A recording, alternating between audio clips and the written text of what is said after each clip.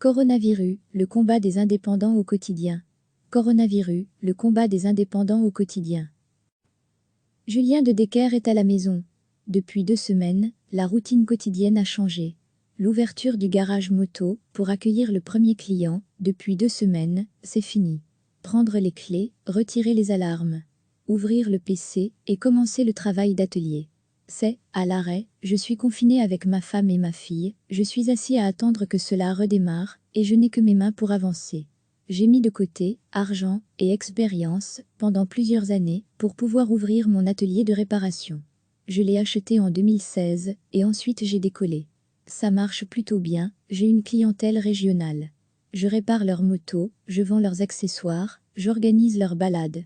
Moto de Deck est une enseigne qui fait son chemin et j'en suis fière. On est un groupe et on avance ensemble. Mais là, c'est la catastrophe. Pour l'instant, je tiens le coup parce que j'avais mis un peu d'argent de côté après une bonne année commerciale en 2019. Mais par exemple, je n'ai même pas droit aux compensations proposées par la région wallonne, comme les carrossiers ou d'autres métiers, parce que notre code NAS n'est pas le bon. C'est un scandale. Je suis inquiet, on peut tenir comme ça, mais il ne fait pas que cela s'éternise. Indépendant. La conversation dure un petit peu, par téléphone, Julien aime son métier, raconte souvent une anecdote ou l'histoire d'un client, partage avec un ami. L'homme est aujourd'hui esselé dans les murs de l'entreprise, livré à lui-même face à une grande interrogation. De quoi sera donc fait son avenir? Combien de temps cette crise va-t-elle encore durer? Comment sera-t-il impacté? La moto c'est bien, c'est son monde, mais les clients seront-ils encore présents à la réouverture? Si cela ne dure pas trop, pas de problème, je ne m'inquiète pas. Mais si cela dure des mois? Il faut savoir que dans notre métier, ce sont les mois d'avril, de mai et de juin qui sont les plus porteurs d'affaires.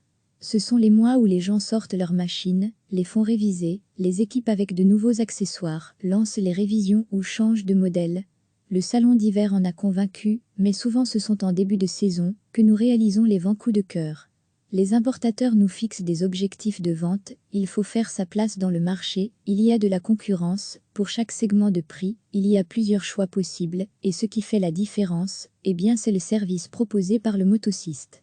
Si on n'ouvre pas, c'est pas gagné. J'espère vraiment que cela ne va pas durer trop longtemps, et que des solutions vont être trouvées par ce gouvernement pour nous aider à passer le cap. Il y aura un crise, c'est sûr. Recevez chaque matin l'essentiel de l'actualité. Julien de Decker est à la maison.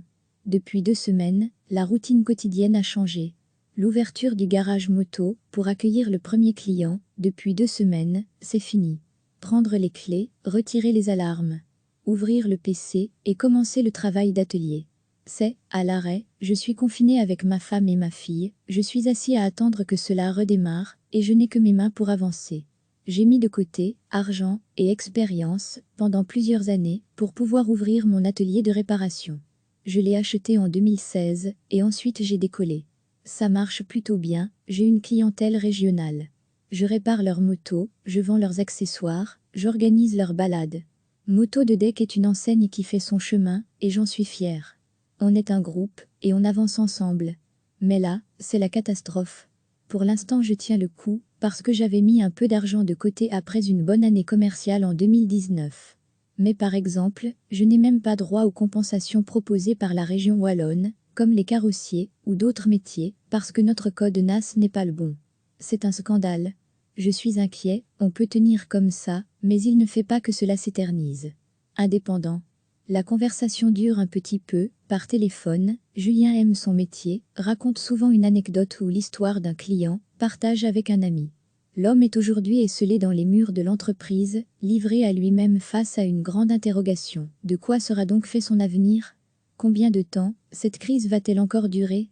Comment sera-t-il impacté? La moto c'est bien, c'est son monde, mais les clients seront-ils encore présents à la réouverture? Si cela ne dure pas trop, pas de problème, je ne m'inquiète pas. Mais si cela dure des mois? Il faut savoir que dans notre métier, ce sont les mois d'avril, de mai et de juin qui sont les plus porteurs d'affaires. Ce sont les mois où les gens sortent leurs machines, les font réviser, les équipent avec de nouveaux accessoires, lancent les révisions ou changent de modèle. Le salon d'hiver en a convaincu, mais souvent ce sont en début de saison que nous réalisons les vents coups de cœur. Les importateurs nous fixent des objectifs de vente, il faut faire sa place dans le marché, il y a de la concurrence, pour chaque segment de prix, il y a plusieurs choix possibles, et ce qui fait la différence, eh bien c'est le service proposé par le motociste. Si on n'ouvre pas, c'est pas gagné. J'espère vraiment que cela ne va pas durer trop longtemps, et que des solutions vont être trouvées par ce gouvernement pour nous aider à passer le cap. Il y aura un crise, c'est sûr. Cliquez sur s'abonner pour recevoir les dernières nouvelles.